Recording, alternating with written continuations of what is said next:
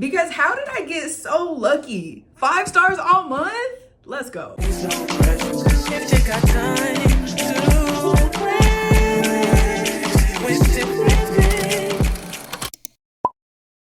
Hi everybody, welcome back to the channel. My name is Kaitlyn if you're new here, and I'm so happy that you found me and so happy that you're here. I hope y'all don't mind I'm standing up because I don't feel like sitting down. I'm really excited to talk to y'all today about my 5-star month. The quantity of books read was not that high, but hear me out, the quality was there. So to provide a little backstory, last year I made it a goal to read 12 books, which equals out to 1 book per month. I did not start till June, but I still hit the goal and I still read 12 books. So this year we're gonna try to triple it. I wanna do at least 36 books this year, and I was able to knock out 4 this month. You know, the goal is 3 a month, but a reading spree that I had yesterday proved to me that I can definitely step it up. Why did I read a 320-page book in one day?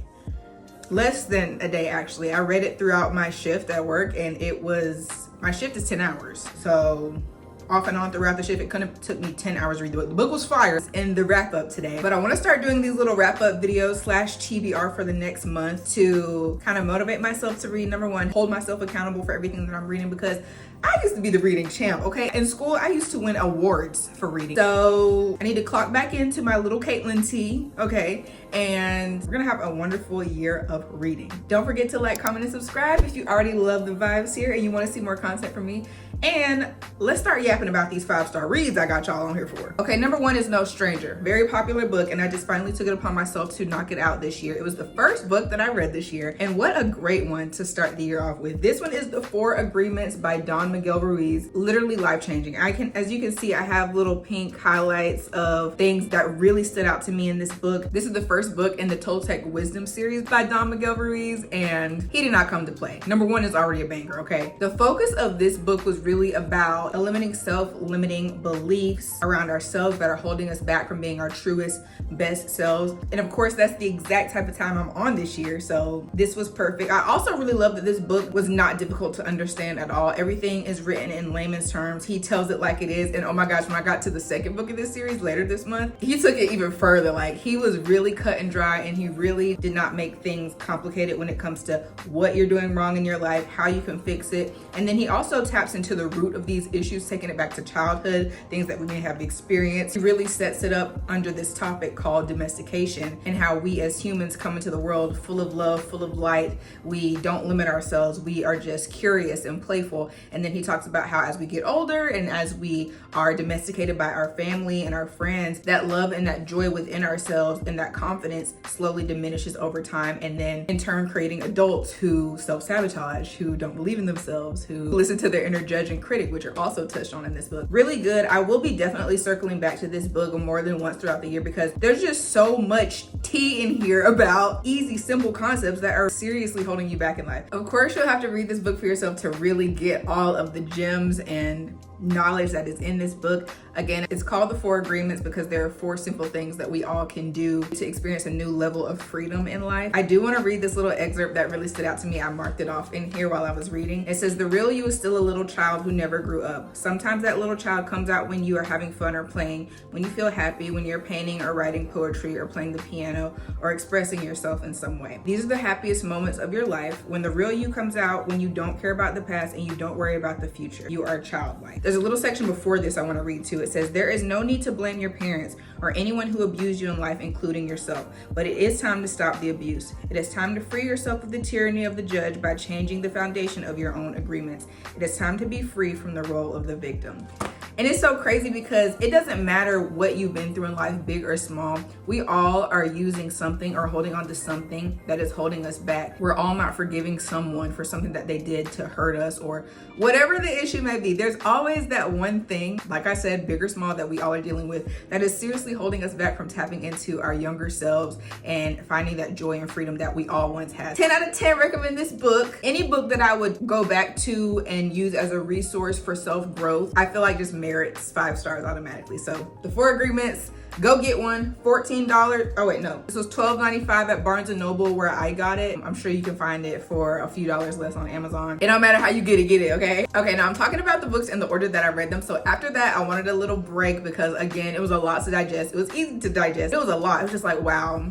I have so much work to do, but I wanted to take a little break and read something fun, and that brought along In 5 Years by Rebecca Searle. This book, okay, let's just talk about this book. The premise is a girl named Danny who has this 5-year plan for her life, and she gives control freak, okay? She wants everything to go her way. Not in a bad way, but like in a control freak way, like OCD-esque way. Like she has this plan, she has to be at a certain position in her job, she has to be married, she has to do this, she has to do that. She planned it for herself, but she not really rocking with it herself. Like she's just like, like this is what I know I'm supposed to do, but it's not really in my heart, blah, blah, blah. You know, she has this dream one night and she's in an apartment with another man. She's already engaged to her boyfriend, and she wakes up in an apartment with another man, and it like racks her brain. She's like, wait, this is not a part of my 5-year plan. Like, who are you? And this book just kind of follows that journey of her trying to figure out what that dream meant. There's no spoilers. Everything is summarized on the back. I want to give y'all some spoilers, okay? We all know I love to yap. I want to spoil it. I did not like how this book ended. I will say I thought it was very messy, and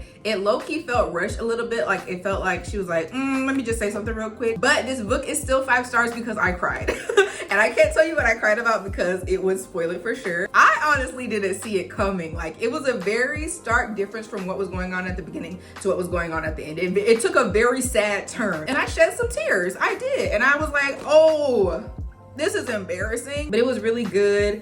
I really like the writing in this book. It was easy to get through. The chapters were smaller. There are a lot of little words on the page, but like buckle up for the ride. It was really good. I heard a lot of my favorite readers on YouTube and Instagram recommend this book. I went ahead and picked it up, and it did not disappoint. I do feel like the main character was dead wrong. This kind of goes with that messy ending that I was just hinting at. I don't want to give no spoilers. I'll say this. I feel like the main character did her bestie dirty, like to an extreme. Me personally, I couldn't live with myself.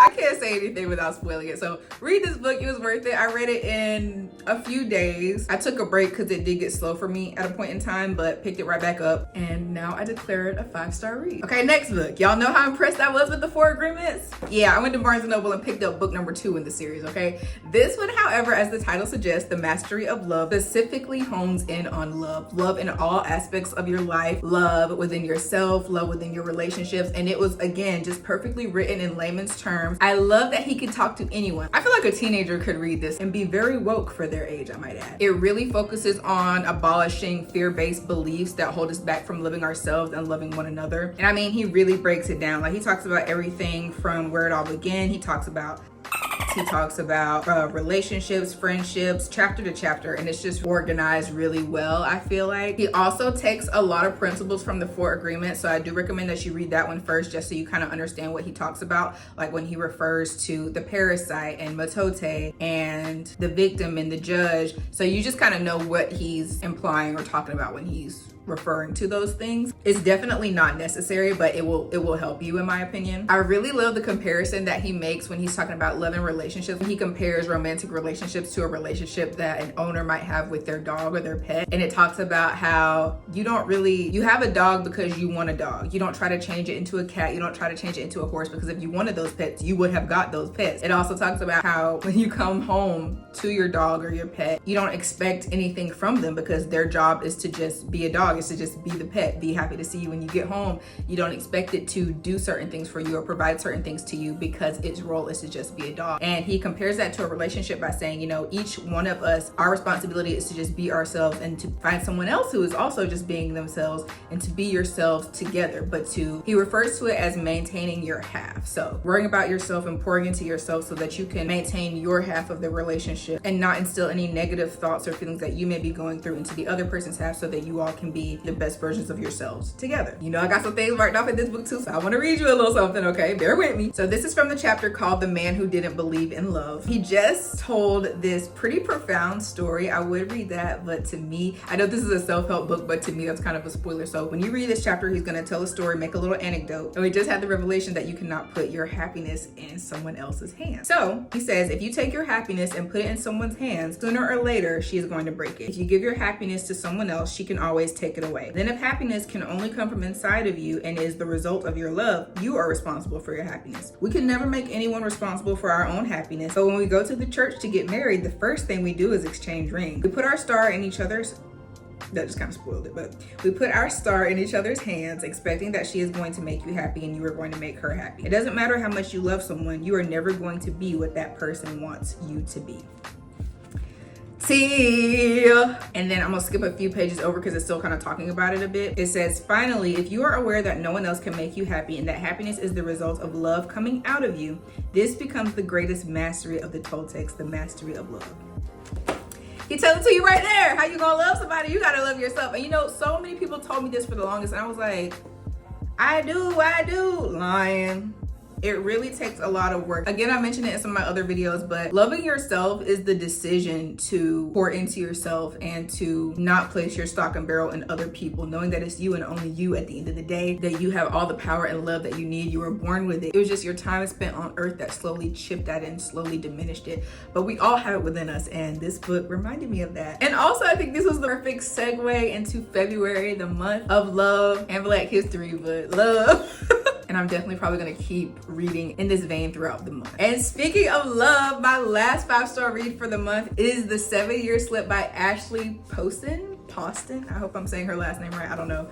Y'all, this was the book I was telling y'all I read in a few hours throughout the day. And as you can see, it's a pretty good bit of words on the pages. I flew through it because at first I was like, okay, I love when books don't spend too much time on backstory because like, just get into the tea, get into the story. We're gonna figure out along the way what's really going on. She gives you just what you need to know and then she hops right into it. I will say throughout the book, some of the back and forth within the plot line was a bit confusing for me because I was just like, wait, we were just here.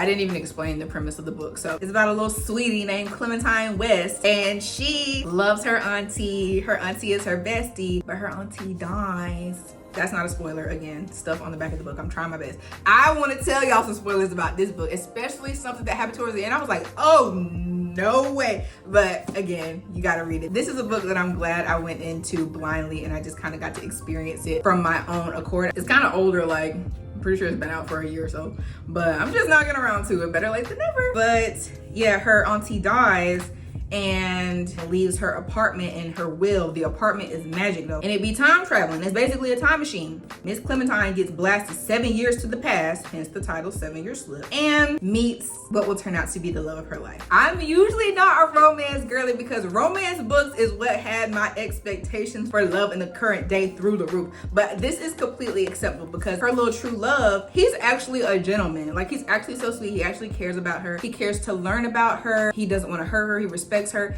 This is acceptable expectations, okay? This is acceptable. It was just so well written. It was fast paced. It wasn't a whole bunch of fluff in here that I didn't want to read. There was a couple spice scenes in here, but again, they were very well written spice scenes. Like, one of them I got hot. I can't even hold y'all. I had to close the book. I said, oh my God, Ashley.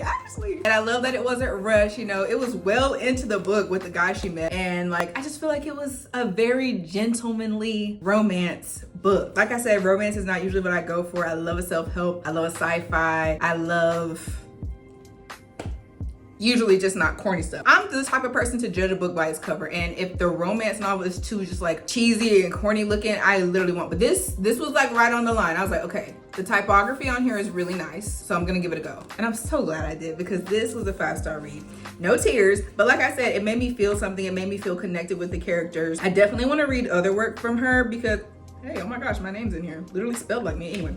but it was just really good. I could picture every scene in my head and she just described everything perfectly so I could get a nice, good mental picture. And it was cute. There were some like corny things in here that I was like, really, girl? Like, I think when Clementine was basically telling her love about himself, like, you're not the same, like, you changed.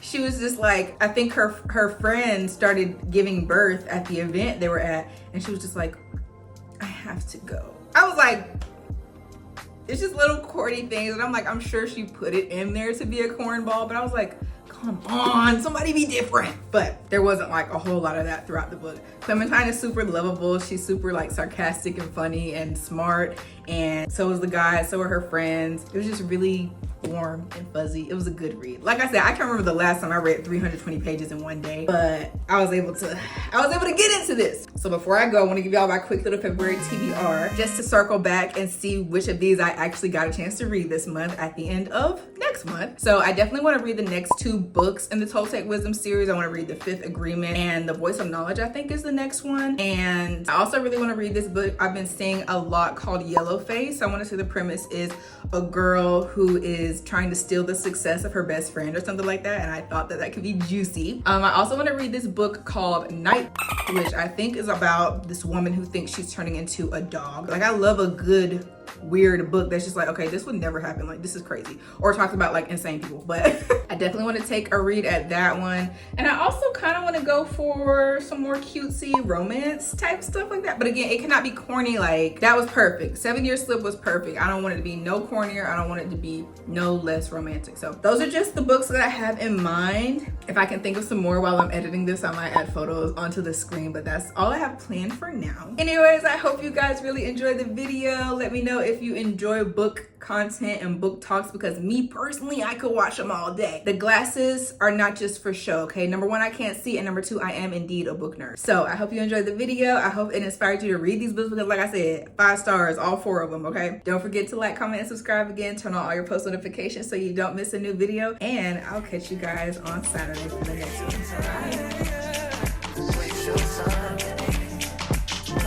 Bye.